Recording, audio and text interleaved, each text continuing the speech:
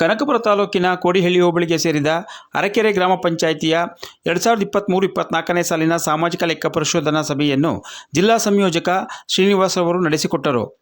ಪ್ರಸಕ್ತ ಸಾಲಿನಲ್ಲಿ 1,14,00,000 ನರೇಗಾ ಯೋಜನೆಯಲ್ಲಿ ಕೂಲಿ ಹಣವು ಫಲಾನುಭವಿಗಳಿಗೆ ನೀಡಲಾಗಿದ್ದು, ಸಾಮಗ್ರಿ ವೆಚ್ಚವನ್ನು ಬಿಡುಗಡೆ ಮಾಡಬೇಕಾಗಿದೆ.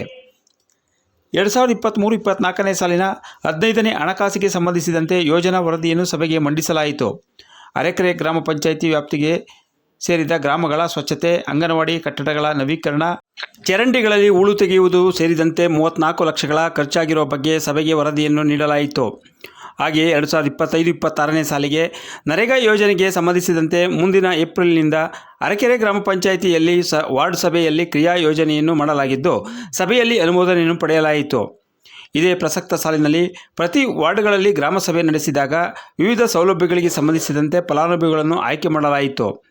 ಇವರಲ್ಲಿ 50 ಫಲಾನುಭವಿಗಳು ವಸತಿ ಫಲಾನುಭವಿಗಳಾಗಿದ್ದು, 23 ದನದ ಕೊಟ್ಟಿಗೆ, 58 ಕೋಳಿ ಶೆಡ್ಡು, 23 ಮೇಕೆ ಶೆಡ್ಡು, 46 ಬದು ನಿರ್ಮಾಣ, 13 ಜಲ್ಲಿಕಲ್ಲು, 10 ಕಾಂಕ್ರೀಟ್, 7 ಚರಂಡಿ ಹಾಗೂ 3 ಸಂಪರ್ಕ ರಸ್ತೆಗಳ ನಿರ್ಮಾಣಕ್ಕೆ ಸಭೆಯಲ್ಲಿ ಅನುಮೋದನೆಯನ್ನು ಪಡೆಯಲಾಯಿತು. ಈ ಸಭೆಯಲ್ಲಿ ಪಿಡಿಒ ಡಿಆರ್ ವೆಂಕಟರಾಜು, ಮಾಜಿ ಅಧ್ಯಕ್ಷರಾದ ಚಂದ್ರಪ್ಪ, ಸದಸ್ಯರಾದ ಆಸೀನಾ ಬಾನು, ವೆಂಕಟಲಕ್ಷ್ಮಮ್ಮ, ಒಳಸಾಳಮ್ಮ, ಶಾಂತಮ್ಮ, ಶಿವಕುಮಾರ್, ನಿಂಗರಾಜು, ಕಾಂಗ್ರೆಸ್ ಮುಖಂಡರಾದ ಮುನಿಹುಚ್ಚೇಗೌಡ, ಗವಿರಾಜು, ಮೋಹನ್ ಪಾಲ್ಗೊಂಡಿದ್ದರು. ಡೇಟಾ ಆಪರೇಟರ್ ಮೈತ್ರಿ, ಮೆಹಬೂಬ್ ಪಾಷಾ, ರಘು, ಜಿಕೆಎಂ ನಾಗಶ್ರೀ ಸಿಬ್ಬಂದಿಗಳು ಹಾಜರಿದ್ದರು. ಕೃಷಿ, ತೋಟಗಾರಿಕೆ, ರೇಷ್ಮೆ, ಸಾಮಾಜಿಕ ಅರಣ್ಯ ಇಲಾಖೆ ಅಧಿಕಾರಿಗಳು ಜೊತೆಗೆ ನರೇಗಾ ಇಂಜಿನಿಯರ್ ಹರ್ಷ, ಶಿವರಾಜು ಮತ್ತು ನೋಡಲ್ ಅಧಿಕಾರಿ ಆಶಾರವರು ಸಭೆಯ ಅಧ್ಯಕ್ಷತೆಯನ್ನು ವಹಿಸಿ ಎಲ್ಲ ಕಾರ್ಯಕ್ರಮಗಳನ್ನು ನಡೆಸಿಕೊಟ್ಟರು. ಅಂತ ಹೇಳಿದ್ಮೇಲೆ ಅವ್ರೇನ್ ಮಾಡ್ತಾರೆ, ನಾನೇನ್ ಮಾಡ್ತೀನಿ, ಅವ್ರು ಜಾಬ್ ಕಾರ್ಡ್ ಕೊಡ್ತೀನಿ. ಅವ್ರು ತಗೊಂಡೋಗಿ ಸಿಸ್ಟಮ್ ಅಲ್ಲಿ ಎಂಟ್ರಿ ಮಾಡಿಸ್ಬೇಕಾದ್ರೆ ಫಸ್ಟ್ ಜಾಬ್ ಕಾರ್ಡ್ ನಂದೇ ಆಯ್ಕೆ ಮಾಡಿಸ್ತಾರೆ. ನಮ್ಮ ಕಂಪ್ಯೂಟರ್ ಆಪರೇಟರ್ ಇದ್ದಾರೆ, ಹೇಳಿಸ್ತೀನಿ, ಅದನ್ನು ಆಯ್ಕೆ ಮಾಡ್ಕೊಂತಾರೆ. ಒಂದು ಸರಿ ನನ್ನ ಜಾಬ್ ಕಾರ್ಡ್ ನ ಆ ಒಂದು ಕಾಮಗಾರಿಗೆ ಲಿಂಕ್ ಮಾಡಿದ್ವಿ ಅಂದ್ರೆ ಇಷ್ಟೊತ್ತು ತನಕ ಹರ್ಷ ಹೇಳ್ತಿದ್ರಲ್ಲ, 57,000 ರೂಪಾಯಿ ಅಥವಾ 55,000 ರೂಪಾಯಿ ನನಗೆ ಪೇಮೆಂಟ್ ಮಾಡ್ತಾರೆ ಅಂದ್ರೆ ನಿಮ್ಮ 5 ಲಕ್ಷದಲ್ಲಿ 55,000 ಹೋಯ್ತು. ಜೊತೆಗೆ ನನಗೆ ಇನ್ನ ಲೈಫ್ ಅಲ್ಲಿ ನಾನು ದನದ ಕೊಟ್ಟಿಗೆ ಮಾಡ್ಕೊಳಕ್ ಅವಕಾಶ ಕೊಡಲ್ಲ.